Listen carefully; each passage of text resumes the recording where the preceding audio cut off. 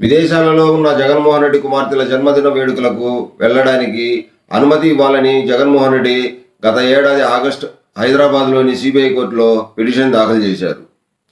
ఆ పిటిషన్ను విచారించిన సిబిఐ కోర్టు 5 ఏళ్ల కాలానికి పాస్పోర్ట్ ఇవ్వాలని కోర్టు ఆదేశించింది.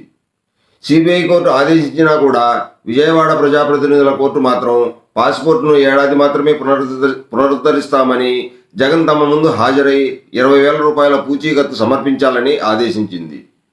దీన్ని సవాల్ చేస్తూ జగన్మోహన్ రెడ్డి గారు హైకోర్టును ఆశ్రయించారు.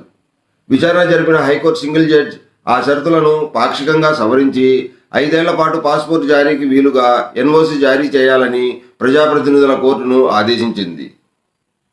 దీనితో పాటు సదరు ఎన్ఓసి పొందేందుకు జగన్ ప్రత్యేక కోర్టు ముందు హాజరై స్వీయ పూచీకత్తు సమర్పించాల్సిందేనని కూడా తేల్చి చెప్పింది.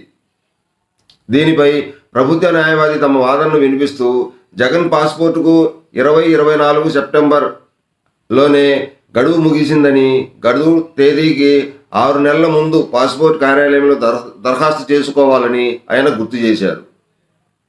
ఆయన వాదనలతో ఏకీభవించిన న్యాయాధికారి ఎస్ శ్రీదేవి పాస్పోర్ట్ కోసం ఆ కార్యాలయంలో కొత్తగా దరఖాస్తు చేసుకోవాలి అని ఆదేశిస్తూ జగన్ పిటిషన్ను కొట్టివేశారు. దీన్ని సవాల్ చేస్తూ జగన్మోహన్ రెడ్డి గారు హైకోర్టులో లంచ్ మోషన్ పిటిషన్ను దాఖలు చేశారు. జగన్ కుమార్తె లండన్లో ఉన్నత చదువులు పూర్తి చేసుకొని ఈ నెల 16న ఆమె స్నాతకోత్సవానికి హాజరు కావాల్సి ఉన్నందున స్వీయ పూచీకత్తు అవసరం లేకుండానే ఎన్ఓసి జారీ చేసే విధంగా ప్రత్యేక కోర్టును ఆదేశించవలసిందిగా హైకోర్టును కోరారు జగన్ తరపు లాయర్లు.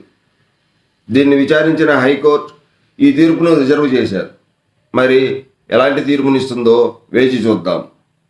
ఈ వీడియో నచ్చితే లైక్ చేయండి, షేర్ చేయండి, సబ్స్క్రైబ్ చేసుకోండి.